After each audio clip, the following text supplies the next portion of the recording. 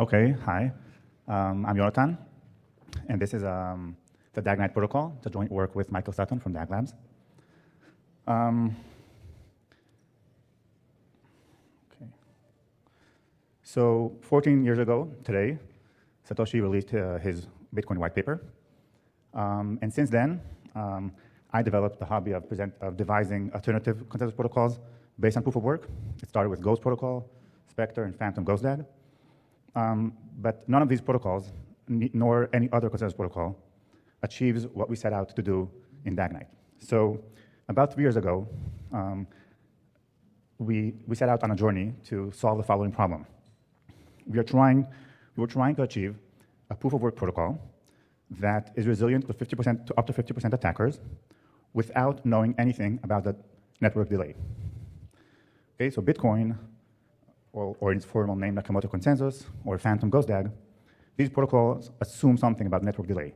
Bitcoin assumes network delay is much smaller than 10 minutes. Phantom Ghost DAG assumes a different parameter, but all of these works do not assume something about the network delay. And we want to do something that, we want to devise a protocol that does not assume anything. And this is no easy task. It took us about 3 years. And there's a good reason why it's not an easy task. It seems to contradict known impossibility results in the consensus literature. Okay, so a bit of a background, intuition about synchronous versus partially synchronous protocols. So synchronous protocols are consensus protocols where the consensus assumes a global upper bound on a network delay. For instance, Bitcoin's 10 minutes. And the output is an ordering of the events in the system. Okay, so you can achieve resiliency to 49% attackers. This is a known result. In partially synchronous protocols, the protocol is not allowed to know anything about the delay. So no 10 minutes, no other 5-6 seconds or Ethereum, and that sort of stuff. And it's a well-known result that in that case, you can only achieve 67% or 34% resiliency to Byzantine attackers. Okay, so any attacker with a third or more of the hash rate can attack the system. So with these two results, it does seem that we set out to solve an impossible challenge. And indeed, throughout these 3 years, we did occasionally break down mentally. So what's the advantage of not assuming anything about the latency? The advantage is you can be responsive to the network actual delay. Meaning, so in Bitcoin, we have the 10 minutes latency parameter, but since then, the network infrastructure has improved immensely, but we're still stuck with this block interval of 10 minutes. And similarly, in any consensus protocol that is synchronous, you are stuck with a parameter that you began with. So if you have a block time of 12 seconds, then you're stuck with it even if the network is much faster. So we want to have a consensus protocol that is responsive, can perform tightly with the actual network delay, and I'll be more precise about that shortly, but it's still resilient to 50% to up to 50% attackers.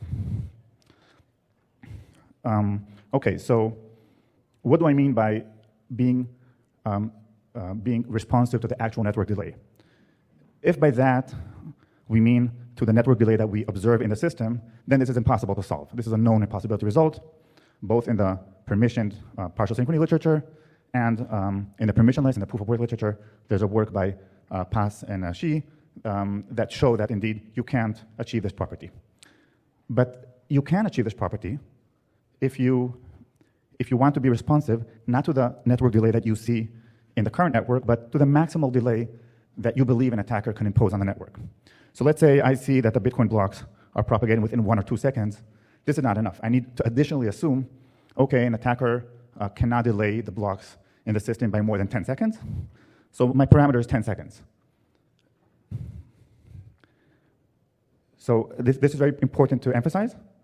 We are not responsive to the actual network delay that you observe. We're responsive to the actual worst-case delay that you believe the network to have. And I emphasize you believe because any user can set her own beliefs. There's no agreement on this parameter. You can run your full node with 10 confirmations, wait for 10 confirmations, and believe the delay to be 2 seconds, and you can run your full node with 30 seconds and believe the delay to 30 confirmations and believe the delay to be 10 minutes. It's a user's local decision to decide whether they want what parameter to set for D. Okay, so what is block DAG? By now, it's a more well-known construction, but basically, any construction of a proof of work that does not wait, for every block to propagate through the entire network, every asynchronous proof of work will result in a DAG. Okay, so in a DAG, there's all these events are just blocks that are mined regularly as in the proof of work manner, and the only difference is instead of just pointing at the winning chain, at the longest chain or the ghost chain, you point at every block that you see. Okay, so for instance, the miner of block Z in this example saw like Y, W, X, and until the genesis block, and therefore added 2 pointers to these blocks. Okay, this is like basically a DAG, and what do we need consensus for in this system? We need to know how to order blocks that are not related through the DAG topology. What do I mean by that? So block Z in this example was clearly mined after Y and W, right? Because it has a hash pointer to them. And block Y was similarly mined provably after block X. But what is the relationship between Y and W, and what happens when there's a double spend between them? This is the only role of the consensus protocol. So the single role of a DAG consensus protocol is to output a linear ordering on the DAG so that we are sure that all nodes understand whether a Y precedes W or W precedes Y. All other blocks that have a topological relationship do not need to be explicitly ordered. Lastly, the parameter K is basically the DAG width. So if you think about, let's say the delay in the network is 10 seconds and there are 10 blocks per second in the system, then you would expect, under normal circumstances, that the DAG width will be 100 blocks. Okay, in this example, the DAG width is about 4 or 5 blocks. And now the core issue is whether you know K or not, whether the protocol assumes K in advance or not, whether the protocol designer hard-coded the parameter K or the parameter D into the protocol. Okay. So DAGNight was built upon previous work, the Phantom paper, which I co-authored. And in Phantom, we presented a generalization of the Bitcoin protocol. So without getting into too much detail, just using intuition, in Phantom, we observed that in a DAG, you can notice what the honest set of blocks is. And the honest set of blocks is the largest K-connected set. What is a K-connected set? It's just a set of blocks, marked here in blue, that are almost fully connected to each other, save maybe 4 blocks. So every block in the blue set that you see here is connected to all other blue blocks, apart from at most 4 blocks. And without needing to understand exactly how we define it, you get the intuition. If I tell you that the DAG width is 4 on average, or what you expect the DAG width or the DAG asynchrony to be 4 blocks, this means that on average, in every unit of delay in the network, there are 4 blocks that are mined in parallel. That's what you expect. In which case, you should look for a set of blocks that resemble this structure, this predicted or expected structure. And while an attacker can also form such a cluster, such a set of well-connected, K-connected blocks, however, the attacker has less than 50% of the proof of work. Therefore, the attacker will not own a majority of the blocks. Okay.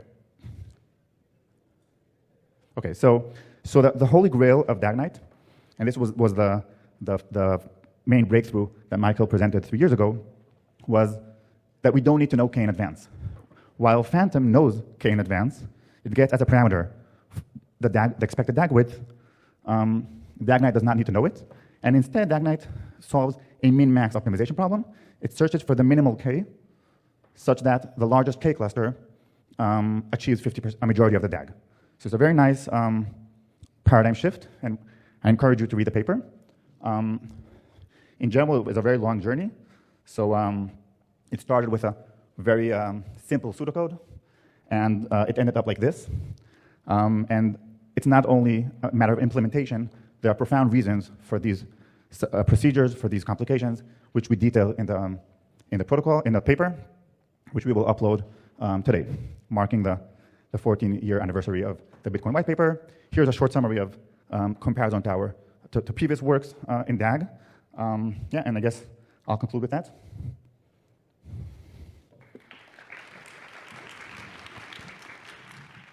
We have time for one question. quick question, if anyone. All right, I'll ask.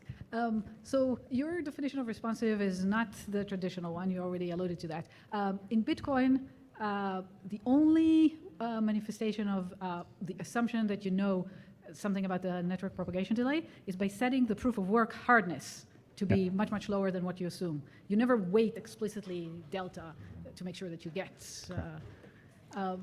So the formal definition would be, is your protocol given a certain target, lambda, set the difficulty adjustment, the block rate to whatever it is you want to have. You want to have 1 block per millisecond, 1 block per second, per 10 minutes. Set that as a constant in the system, and use difficulty adjustment as in Bitcoin. And then the question we ask is the protocol secure for any latency? So fix lambda, fix the block creation rate, and now devise a consensus protocol that is secure for any D. And we argue that there's no proof of work, or indeed no other consensus protocol that has achieved it, and it's in fact impossible to achieve without proof of work. Thank you. Thanks. All right, thank you very much, and I would encourage you to take the discussion offline further.